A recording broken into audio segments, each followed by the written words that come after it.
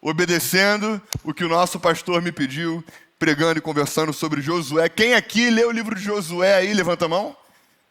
Gente, Josué dava um bom seriado, né? Dava uma boa série animada, uma série cheia de movimento, cheia de coisa.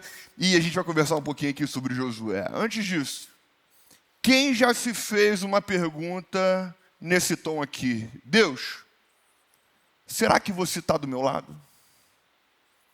Deus, você está do meu lado mesmo? Porque eu recebi um diagnóstico ruim? Eu tenho uma dívida que eu não consigo resolver?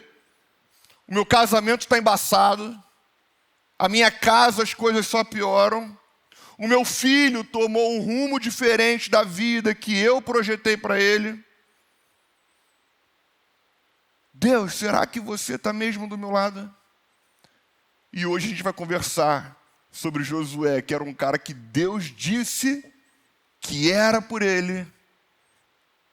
Deus disse para ele ser forte, para ele ser corajoso. Mas em algum momento ele faz essa pergunta e a resposta do Senhor é um tanto quanto inusitada.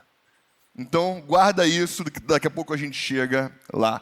Como que a gente chega aqui em Josué? Por que a gente está aqui? Por que hoje é Josué? Então, acabamos de passar pelo Pentateuco, por todas as histórias ali, desde o Gênesis, a criação das coisas, Abraão, passamos pelo povo indo para o Egito e depois sendo escravo no Egito, enfim, passamos por um bocado de coisa aqui e no telão, coloque para mim, por favor, essa linha do tempo.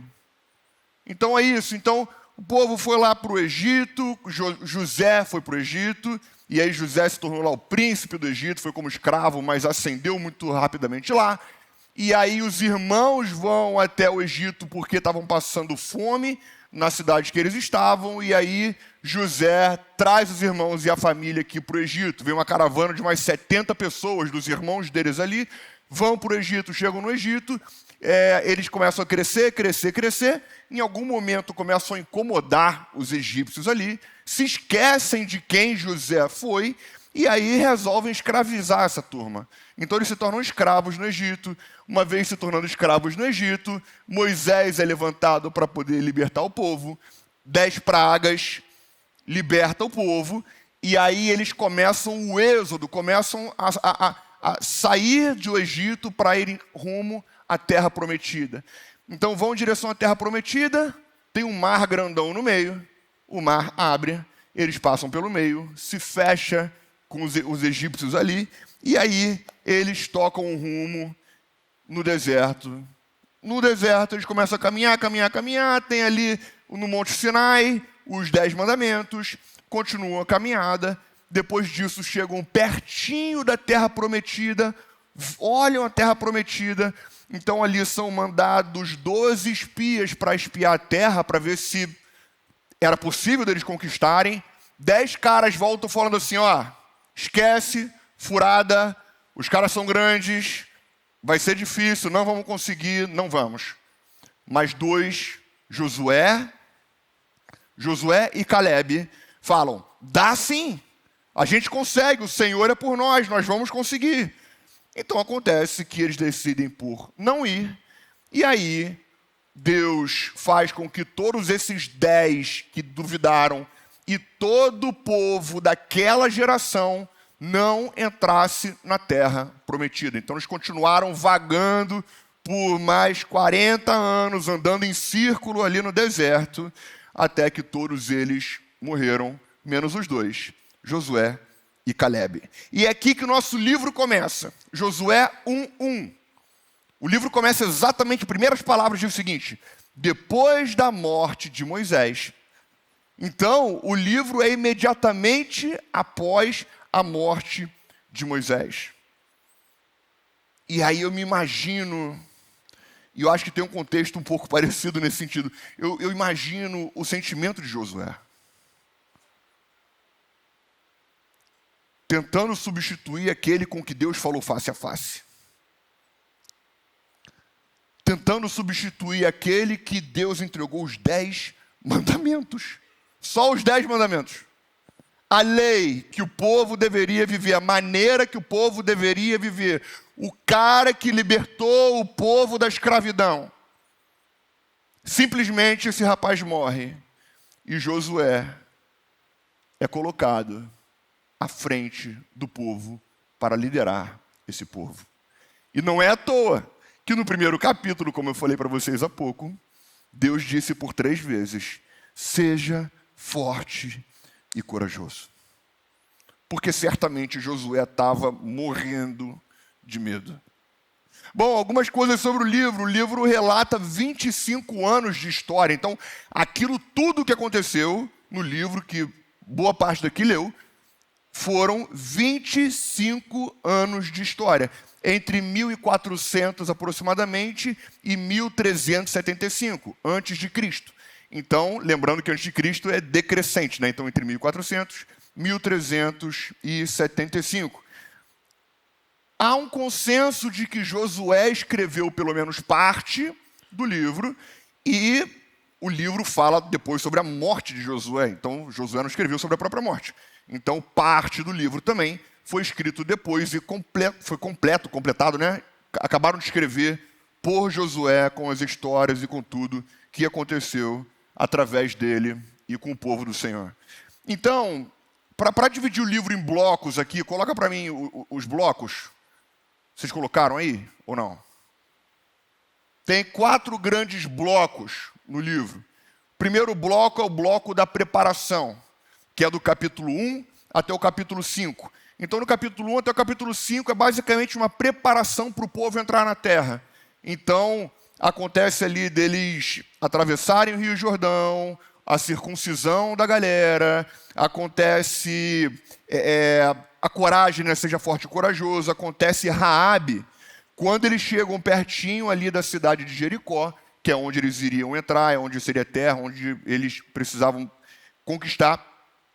Eles vão 2 espias para poder olhar a terra. Quando chegam lá os 2 espias, eles encontram uma prostituta chamada Raabe, e essa Raabe, ela recebe muito bem eles e fala o seguinte: ó, eu ouvi falar sobre o Deus de vocês, eu vi as grandes coisas que ele fez, eu acredito que de fato ele é o verdadeiro Deus. Então é o seguinte, eu estou aqui para colaborar com vocês, o que vocês querem que eu faça? Então ela abrigou eles puderam ver a terra, mas o rei ficou sabendo que eles estavam lá. Então eles mandaram uma galera ver e procurar na casa dela se eles estavam lá, e aí ela fala que eles já foram embora, mas não foram, estavam no terraço, enfim. Um rolê. Acontece essa parte aí de Raabe. E aí ela faz um acordo com eles, fala o seguinte: ó, o que eu preciso fazer para vocês não fazerem nada comigo, com minha família? Eles falaram: ó, leva a sua família para tua casa, amarra uma fita vermelha, e quando a gente for conquistar, você e quem tiver na tua casa, da tua família será poupado. Então, Raabe, capítulo 2. Capítulo 3 e 4 é o Jordão, aí sim a travessia do Jordão. E eles atravessam o Rio Jordão, o povo atravessa o Rio Jordão, e assim como aconteceu no Mar Vermelho, eles atravessam em terra seca.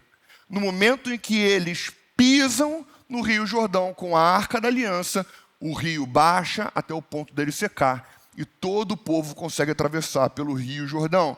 No capítulo 5, aí sim tem a preparação.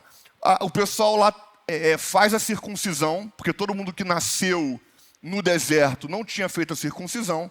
Então, no entendimento do povo, a circuncisão era que de fato eles eram do povo de Israel, de fato eles eram filhos de Deus, de fato eles pertenciam ali ao povo de Israel. Então a circuncisão era algo muito importante. Eles fazem a circuncisão, celebram a Páscoa ali naquela terra, e olha que interessante, quando eles estão lá e eles começam a conseguir produzir alimentos ou coletar alimentos para poder comer, nesse momento o maná para de cair.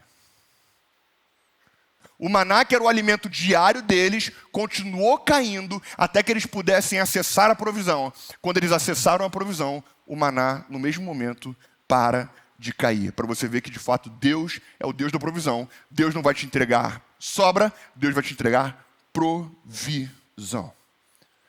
Capítulo 6, aí é Jericó. Aí é quando eles marcham ali os dias, depois marcham vários dias, e aí tem a trombeta, e aí gritam.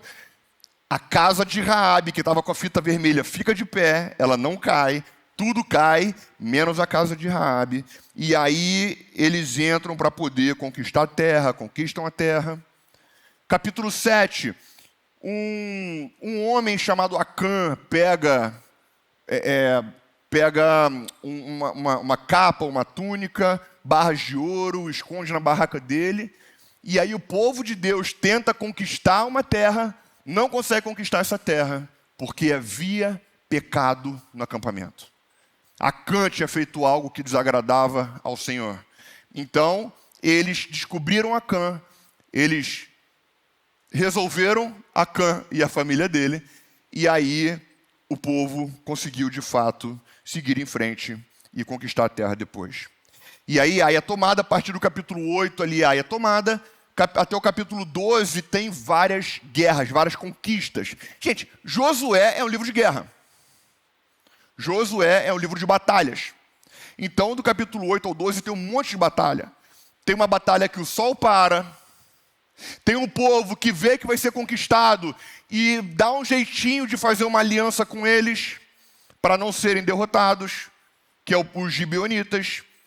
Enfim, entre outras batalhas. Do capítulo 13 ao 22, aí é uma parte mais chata do livro. Mas para os judeus é importante aquilo. Porque aquilo ali é a terra de cada descendência, de cada família. Mas capítulo 13 a 2 é uma chatice. Aí fala, dessa tribo, é daqui até ali, até ali, até acolá. Então é uma leitura bem chata essa parte, para ser sincero. Capítulos 23 e 24 tem uma despedida. Então Josué pode falar com o povo, fala algumas últimas coisas, fala sobre a morte dele. E, enfim, esse é o livro de Josué.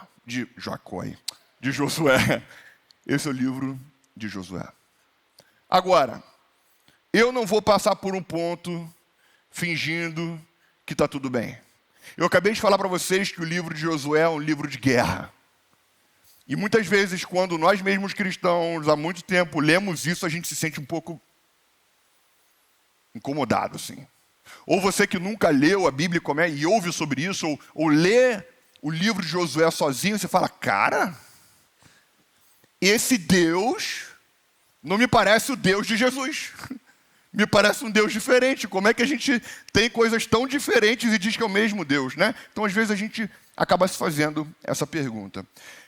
O que eu quero que você entenda é o seguinte. Alguns pontos importantes no contexto do livro de Josué. Primeiro, houve 400 anos de espera para Deus atuar contra um povo específico. Então, quando Deus traz uma promessa a Abraão de uma terra, Deus fala para Abraão, Abraão, ainda não é chegada a hora. Sabe por que não é chegada a hora? Gênesis 15, 16. A maldade dos amorreus ainda não atingiu o seu auge. Então Deus está falando o seguinte, aquela turma é má. Mas eles podem se arrepender. Eles não atingiram o auge, eu não vou fazer nada com eles ainda, porque eles ainda podem mudar o rumo deles. Então, por 400 anos, eles tiveram a oportunidade de mudar o rumo, mas não mudaram. Segundo ponto, o critério é moral e não étnico.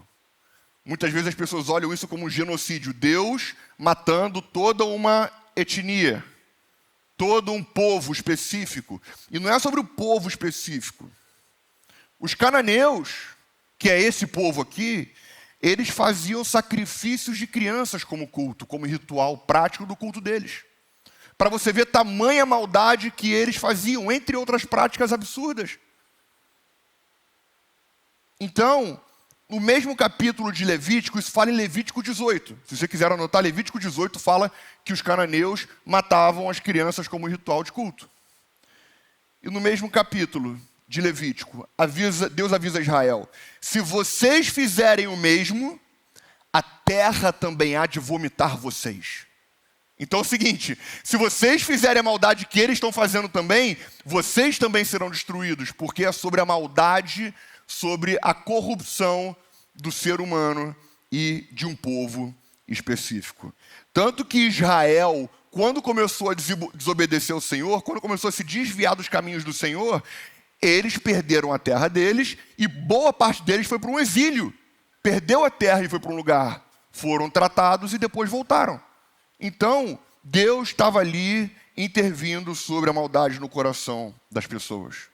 Importante a gente entender também que a porta sempre esteve aberta para um arrependimento. A gente viu Raabe. Raabe era parte do povo, era para ela ser sucumbida junto com todo o povo. Mas Raabe se arrependeu. Todo o povo, o rei sabia que eles estavam ali. Os gibeonitas, como eu falei, eles se arrependeram e falaram, a gente não quer confusão. A gente quer ficar bem e calma, a gente quer estar com vocês. Mas outros povos que cometiam tamanha maldade não se arrependeram. Importante entender que isso aqui também é um cenário único e uma circunstância única e não se repete. Então foi uma atuação pontual de uma situação pontual. Uma curiosidade agora sobre o livro de Josué. Josué é o mesmo nome de Jesus. Você sabia disso? Josué e Jesus é o mesmo nome. É como se fosse João e Juan. Então, João, Juan e John é o mesmo nome, só que em línguas diferentes. Então, muitas vezes traçam paralelos sobre Josué e Jesus. Josué foi o guerreiro, comandante do exército de Israel. Jesus é o rei do exército de Israel, é o rei de Israel, é o Senhor de Israel. Josué levou o povo para a terra prometida. Jesus nos levará para a terra prometida. Então existem alguns paralelos que as pessoas fazem sobre Josué e sobre Jesus. Uma curiosidade só. Bom, agora sim, depois desse contexto todo, depois de todo mundo estar na mesma página, depois da gente entender um pouco mais sobre esse livro, aprofundar um pouquinho mais, agora eu queria ler com vocês. E aí? Será que Deus está do teu lado? Será que Deus estava do lado de Josué? Porque ele fez essa pergunta. Josué, antes de conquistar a cidade de Jericó, ele vai sozinho, perto do muro da cidade. E lá naquele lugar, ele se encontra com um homem, com um soldado. E esse aqui é o texto. Josué capítulo 5, versículos de 13 a 15, diz o seguinte. Estando Josué já perto de Jericó, olhou para cima e viu um homem em pé, que empunhava uma espada. Josué se aproximou dele e perguntou, você é por nós ou pelos nossos inimigos? Nem uma coisa, nem outra. Eu gosto de uma versão que fala assim, você está com a gente ou não? Você está com a gente ou com eles? Ele diz simplesmente, não. Tipo, não estou com você. Não estou nem uma coisa nem outra. Respondeu, venho como comandante do exército do Senhor. Então Josué prostrou-se com o rosto em terra, em sinal de respeito, e lhe perguntou, que mensagem o meu Senhor tem para o seu servo? O comandante do exército do Senhor respondeu, tire as sandálias dos pés, pois o lugar em que você está é santo. E assim fez Josué. Deixa o texto aqui. Esse guerreiro que aparece é o próprio Cristo. E como que a gente pode afirmar isso? Primeiro que Senhor ali está em letra maiúscula. Isso já ajuda a gente, já dá uma dica. Outra coisa, ele se prostra com o rosto diante daquele guerreiro. Na Bíblia, em Apocalipse, a gente vê isso. Quando é um anjo do Senhor e alguém se prostra diante do anjo, ele falou, levanta. Você não tem que se prostrar diante de mim. Então, esse aqui, ele se prostrou e esse Senhor aqui aceitou essa prostração. Esse aqui é o próprio Cristo, o comandante do exército do Senhor. Então, o que eu quero que vocês entendam é o seguinte, o início da conquista de Canaã não começa com um grande guerreiro, não começa com uma grande estratégia. O início da conquista de Canaã começa com alguém tirando as sandálias do pé e se prostrando diante do Senhor. Vamos orar? Deus, fale conosco, ministra sobre nós nessa noite e que estejamos atentos à tua voz. É que eu te peço e te agradeço em nome de Jesus. Amém. Então, 3 lições que esse texto nos dá. A primeira delas é, Deus não entra no seu time. mas você pode entrar no time de Deus. Josué perguntou, você é por nós ou pelos nossos inimigos? Ele fala, nem de uma coisa nem outra. Josué tinha motivo suficiente para acreditar que Jesus ali, que aquele guerreiro falaria, sim, eu estou com você, porque ele falou, eu estarei com você. Ele disse, seja forte e corajoso, porque eu vou te apoiar, eu vou te ajudar. Mas quando ele pergunta, você está comigo ou você está com eles? Ele diz, nem uma coisa, nem outra. Mas essa pergunta, ela assume um paradigma, como se só tivesse um lado ou outro. E aqui, a forma como Josué coloca é o seguinte, você faz parte do meu exército? Ele fala, não, eu não faço parte do seu exército. Faz o seguinte, se prostra, tira a sandália do teu pé. Você faz parte do meu exército. Você entende a diferença? Não é sobre Josué ter um excelente guerreiro no exército dele. Não é sobre Josué ser o comandante e ganhar a batalha porque Deus é o melhor guerreiro de todos. Não, é sobre Josué entender que ele não é nada e se não for por Deus, ele não vai conseguir guerrear contra ninguém. Inclusive, quando Deus não estava satisfeito com Josué, ele perdeu a batalha. Nos momentos em que Deus não esteve com eles, eles não conseguiram avançar.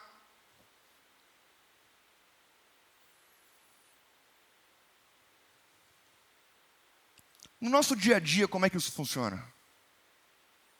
A grande verdade é que a gente decide e depois convida Deus para o nosso lado. Não é assim? Você escreve a proposta, manda a proposta, e aí você ora, fala, Deus, que Ele aceite a proposta. Você fez tudo, agora Deus vai agir? A casa já foi escolhida. E aí você fala, Deus, que Ele aceite a proposta que eu fiz.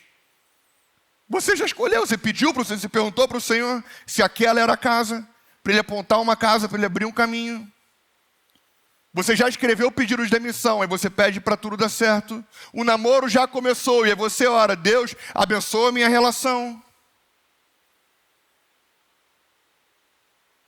A gente deveria colocar Deus como comandante, se submeter antes de qualquer coisa, ao invés da gente tomar as nossas próprias decisões e depois pedir para Deus embarcar na nossa maluquice.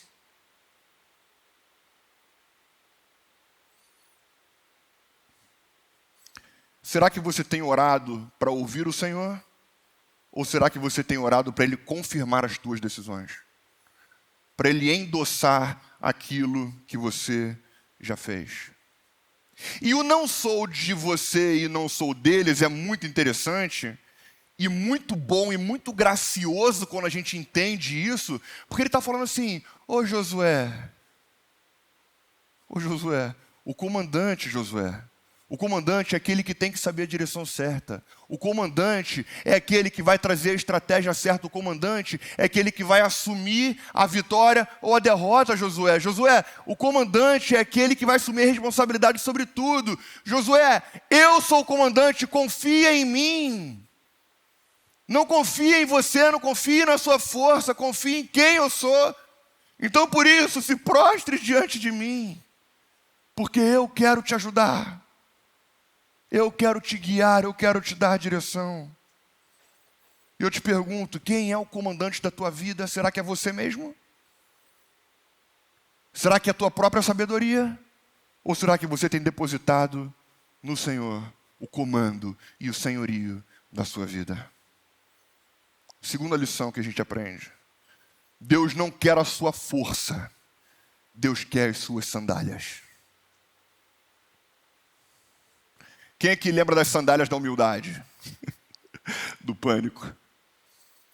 Minha família adorava ver Pânico. Então, programa de domingo pós-igreja, era eu, pastor Pedrão, e minhas irmãs vendo Pânico. Nos julguem, a gente adorava. Deus não quer a sua força, Ele quer as suas sandálias. Em Josué 5,15 ele disse, tire as sandálias dos pés, pois o lugar que você está é santo. Repare que aquele comandante não pediu uma tropa, não pediu uma estratégia para Josué, não pediu jejum para Josué, não pediu oferta para Josué, não pediu uma promessa, não pediu sacrifício, não pediu que Josué se provasse. Ele pediu: Josué, tira as tuas sandálias. Sabe o que é tirar as sandálias? Tirar as sandálias é você assumir uma posição de vulnerabilidade, de impotência, de humildade, de fragilidade, de fraqueza. É isso que é tirar as sandálias. Porque um guerreiro sem sandália escorregava na lama, não tinha tração, podia machucar o pé. Então tirar as sandálias era um sinal de humildade. Então foi isso que o Senhor pediu para ele. E quando Josué tira as sandálias,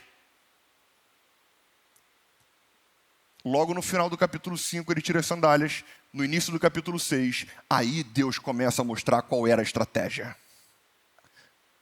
Josué, agora que você se prostrou, Josué, agora que você tirou as suas sandálias, agora vamos conversar. Agora deixa eu te mostrar. Agora deixa eu abrir o mapa para você e te mostrar o que você precisa fazer para vencer essa batalha. E a verdade que eu enxergo aqui é que Deus não entrega o mapa para quem não entregou o comando.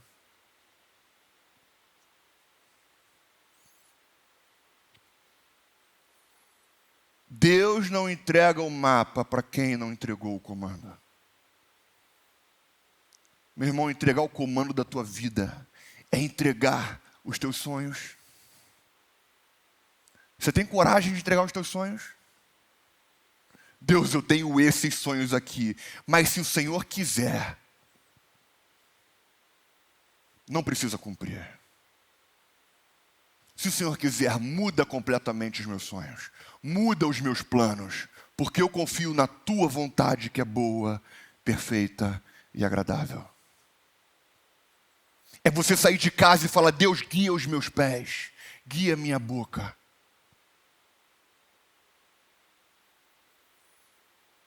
Será que Deus de fato tem o comando da sua vida?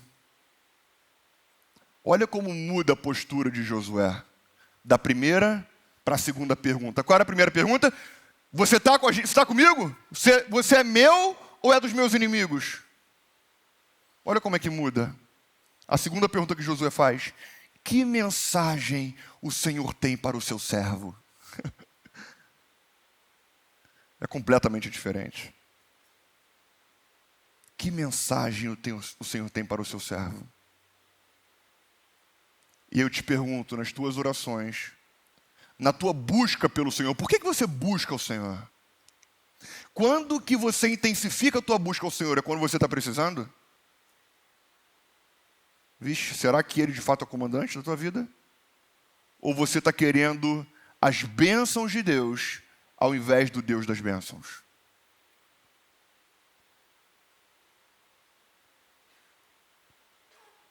Talvez buscar as bênçãos de Deus, às vezes, é a porta de entrada para você conhecer o Senhor. Ok?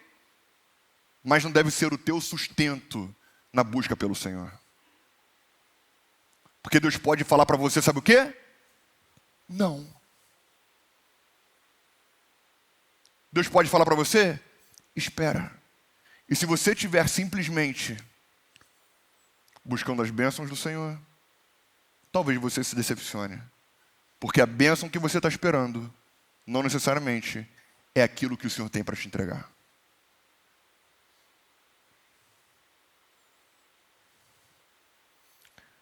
Terceira e última lição. Deus pode transformar qualquer um, qualquer lugar, qualquer ambiente. Josué 5,15. Pois o lugar que você está é santo. Lembra que eu falei sobre a maldade desse povo? Lembra que eu falei que aquela terra era uma terra onde por 400 anos o povo cometeu as mais pesadas e variadas maldades que se pode imaginar? E Josué está ali naquele lugar.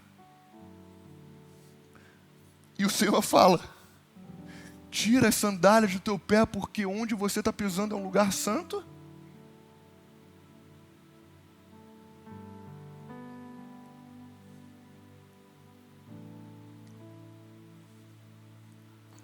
O lugar não é santo porque ele merece ser santo. Um lugar não é santo simplesmente por boas obras.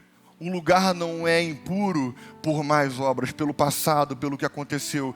O lugar, não importa qual seja o lugar, onde está o Senhor, é um lugar santo. É um lugar puro.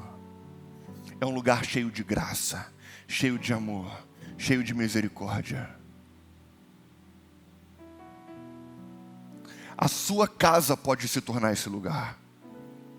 Um lugar pacífico. Um lugar de amor. O seu trabalho pode se tornar esse lugar. As suas relações podem se tornar esse lugar. O seu íntimo no secreto. Onde você vê e pensa as coisas mais bizarras, aqueles pecados mais cabeludos, aquele lugar, quando ninguém mais está vendo, também pode se tornar um lugar santo. E a única forma de um lugar se tornar santo é com a presença do Senhor. E sabe como é que eu posso te provar isso? Raabe, lembra dela? Uma prostituta, pecadora.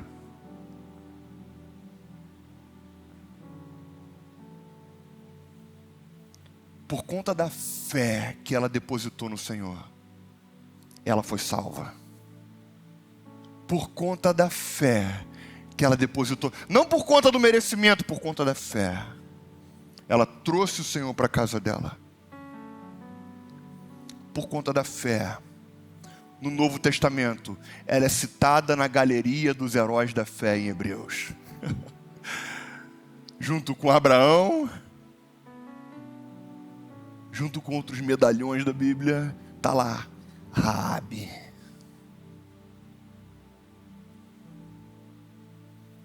Por conta da fé, por conta do que ela fez, por conta dela ter colocado o Senhor no chão da vida dela, ela se torna parte do povo de Israel.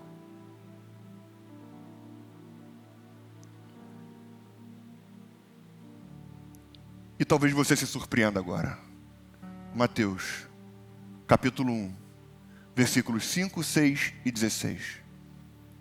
Salmão foi pai de Boaz, e a mãe de Boaz foi Raabe. Está comigo até aqui? Boaz foi pai de Obed, e a mãe de Obed foi Ruth. Obed, pai de Jessé, que foi pai do rei Davi. Então quer dizer que Raabe, aquela prostituta do povo errado, com a profissão errada, cometendo coisas erradas, quer dizer que, por fé, ela trouxe o Senhor e se tornou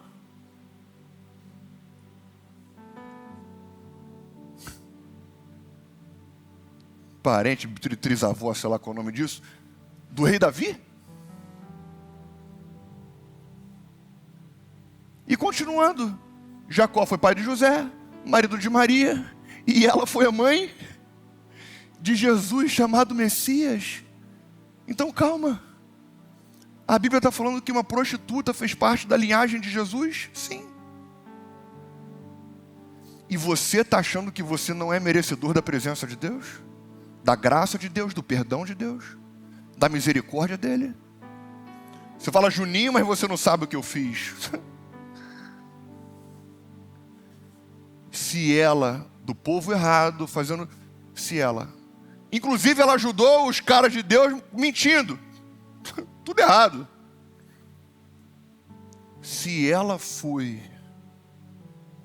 antecessora, sei lá como é que fala isso, do rei Davi e do próprio Cristo, Meu irmão, você tem uma chance ainda. Ainda há esperança para você. Deus ainda pode trabalhar em você. Ainda existe perdão na mesa. Ainda existe graça na mesa. Ainda existe alimento para a tua alma.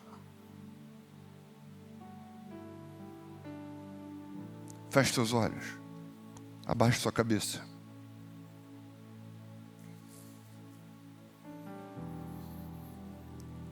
Se você ainda não permitiu que o Senhor entre na tua vida, que Ele pise no teu chão e te torne um lugar sagrado, santo, limpo, puro, perdoado, restaurado, transformado, totalmente preenchido de propósito e esperança.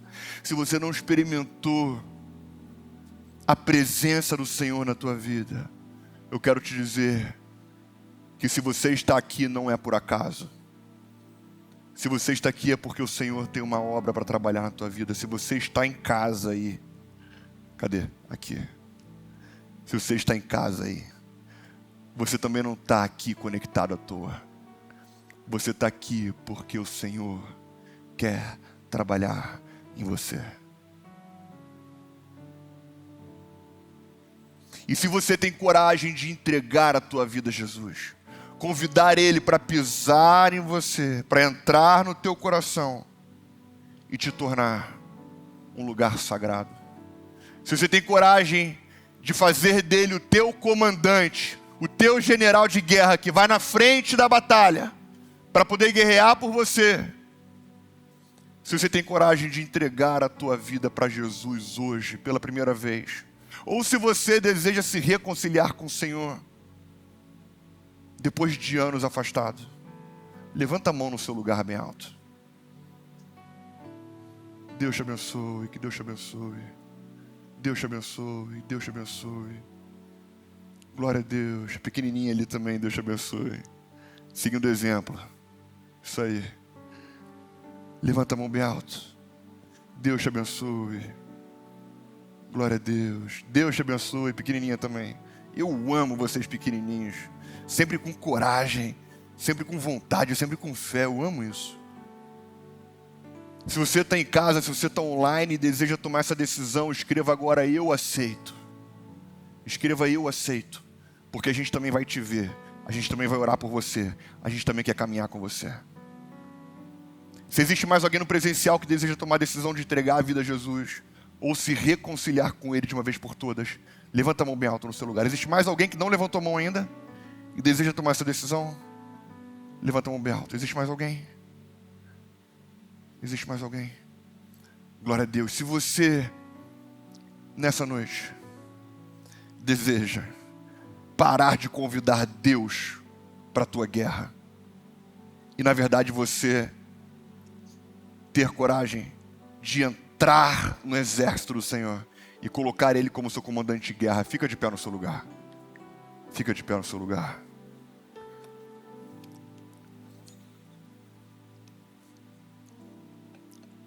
Isso é um ato simbólico. Se você ficar confortável com isso, coloca a mão no teu coração para a gente orar juntos. Deus, obrigado pela tua graça e misericórdia. Obrigado porque o Senhor se coloca como nosso general. E nós não precisamos estar nesse lugar. Nos dê humildade. Que o teu Espírito nos lembre quem a gente é a todo tempo. Que possamos nos submeter ao teu querer, à tua direção. E que o Senhor continue ministrando sobre nós.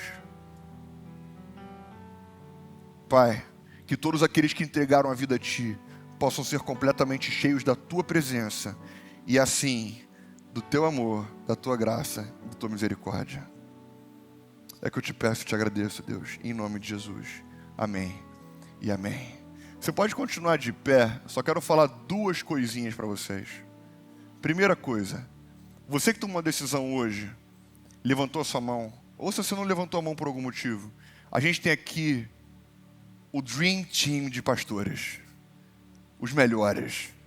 eles estão aqui, e líderes, para poder conversar com você, explicar que decisão foi essa, orar por você e te dizer os próximos passos dessa jornada.